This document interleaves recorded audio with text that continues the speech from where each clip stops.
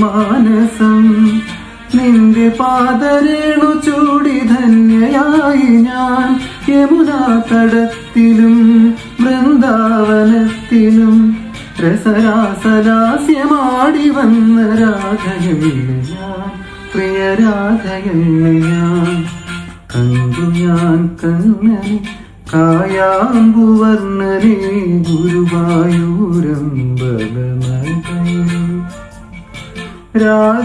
രാജീവലോചനൻ എന്റെ കണ്ണൻ, അമ്പാടി പൂനിലാവെന്റെ കണ്ണൻ, മണിമുരളികയൂരി എന്റെ മുന്നിൽ വന്നു നീ പുഴുകി നിന്നു